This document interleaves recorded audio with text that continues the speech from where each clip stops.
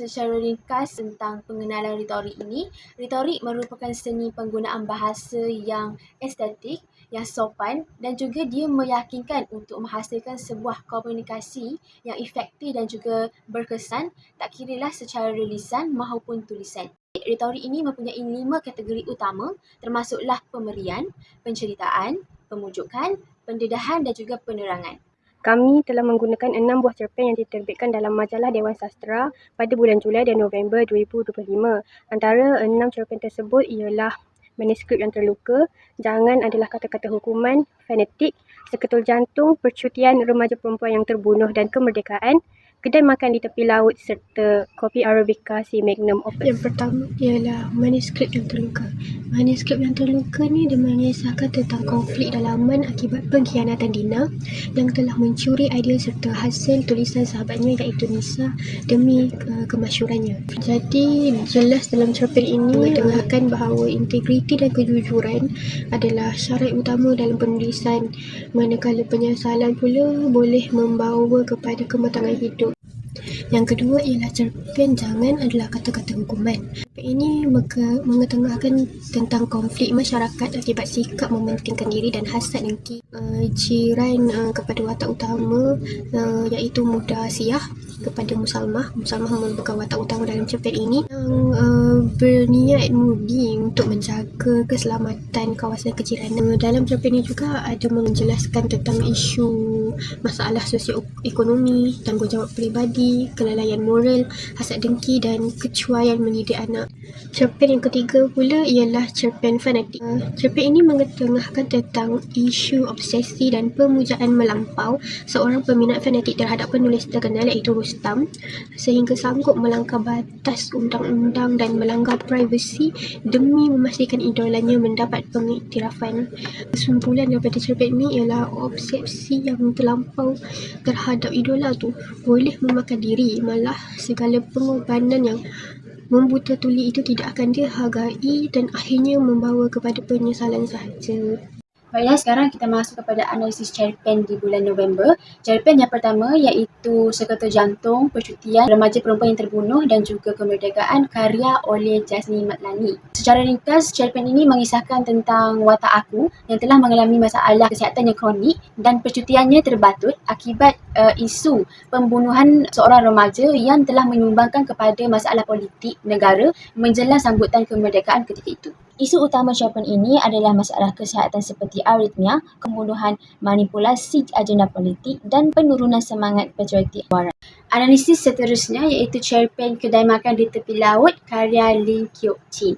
Cerpen ini mengisahkan tentang pertemuan watak A dengan seorang pengusaha kedai makan di tepi laut yang membuka sebuah kisah silam tentang penyesalan kejatuhan oleh kerana kerakusan nafsu dan dunia gelap politik. Isu utama cerpen ini adalah impak kesilapan masa lampau, manipulasi politik, kerutuhan institusi kekeluargaan dan perubahan jati diri. Analisis cerpen ketiga iaitu Kopi Arabica si Magnum Opus karya Syahrul Azli Muhammad Syukur.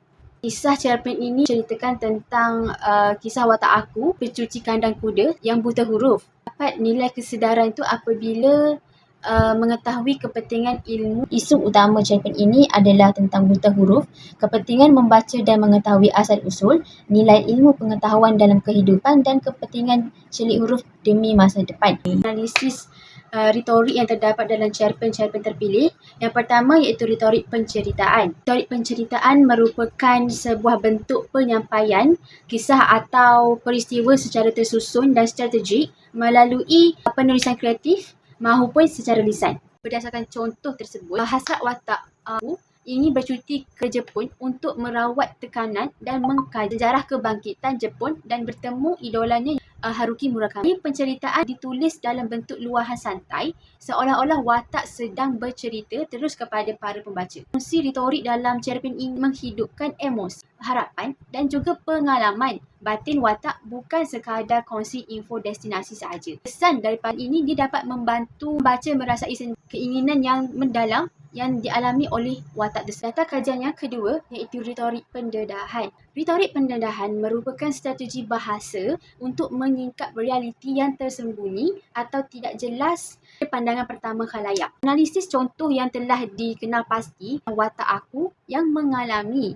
masalah kesihatan seperti aritmia, iaitu gangguan kadar denyutan jantung yang tidak teratur. Pendedahan yang dikeluarkan oleh penulis ini telah ditulis ataupun dikarang dalam bentuk penjelasan yang klinikal dan fizikal kronik dengan menyenaraikan simptom-simptom yang terperinci. Fungsi retorik pendedahan ini seperti mendedahkan realiti bahayanya penyakit aritmia ni dan kesan-kesan buruknya seperti sesak nafas telah memberi kesan apabila dapat membantu pembaca menemui dan memahami realiti penderitaan fizikal yang dialami oleh watak itu secara jelas berasaskan fakta kesihatan.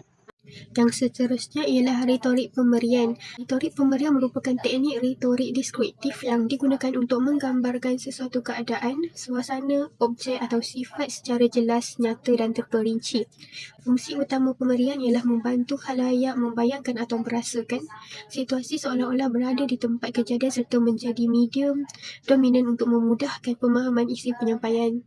Penekanan terhadap hal-hal yang melibatkan panca indera untuk memberikan gambaran realistik bagi menghidupkan suasana, watak dan emosi dalam karya. Berdasarkan contoh tersebut, pembaca perlu memahami kepribadian tersorok Rustam melalui keadaan bilik peribadinya yang diperhatikan oleh watak peminat obsesif tadi. Retorik pemujukan ini menggambarkan sifat personaliti Rustam yang tidak suka menonjol, gemar bersembunyi dan lebih suka membuat hal sendiri melalui persekitarannya. Gaya pemberian ditulis menggunakan deskripsi visual yang sangat terperinci, bermula dari susunan isi almari pakaian mengikut warna gelap ke cerah tanpa warna terang. Kesannya membantu pembaca memahami watak dan kepribadian Rustam secara mendalam dan tersirat tanpa perlu dinyatakan secara langsung oleh pengarang. Pemujukan ini ialah strategi bahasa pujukan yang bertujuan mempengaruhi pemikiran, membentuk pendirian, tindakan dan keyakinan audiens terhadap sesuatu perkara. Berdasarkan contoh tersebut, di mana dapat lihat watak isteri itu yang bimbang akan keselamatan suaminya yang menghidap sakit kronik jika bercuti ke luar negara. Jadi dia menggunakan retorik pemujukan di mana watak isteri tersebut memujuk dan meyakinkan watak suami agar mengubah keputusan untuk memilih destinasi percutian dalam negara sahaja demi keselamatannya sendiri. Gaya yang digunakan dalam cerpen ini ialah ditulis menggunakan gabungan hujah logik seperti jarak dekat, tiada kekangan birokrasi dengan ekspresi emosi. Hasilnya, ia membantu pembaca merasai ketegasan, kerisauan dan rasional desakan seorang isteri demi keselamatan suaminya. Akhir sekali, retorik penerangan. Retorik penerangan merupakan strategi bahasa untuk memberikan penjelasan secara terperinci dan tersusun daripada satu langkah ke langkah yang lain. Berdasarkan contoh di sebelah, pembaca atau pendengar memerlukan penjelasan tentang latar belakang, sejarah dan asal-usul komoditi biji kopi yang dibawa dalam cerita. Fungsi retorik ini adalah untuk menyampaikan maklumat sejarah dan perjalanan penyebaran biji kopi secara ringkas tetapi berasaskan fakta yang tersusun. Gaya penerangan ditulis secara kronologi dan berperingkat mengikut laluan geografi dari utara Afrika ke negara Arab sehinggalah sampai ke Singapura. Dan kesannya membantu pembaca menambah nilai pengetahuan am dan memahami konteks latar sejarah objek dalam naratif dengan lebih mudah. Kesimpulannya, retorik merupakan seni penggunaan bahasa yang berstrategi untuk menyampaikan mesej, pemikiran dan juga mempengaruhi masyarakat dalam pelbagai bidang.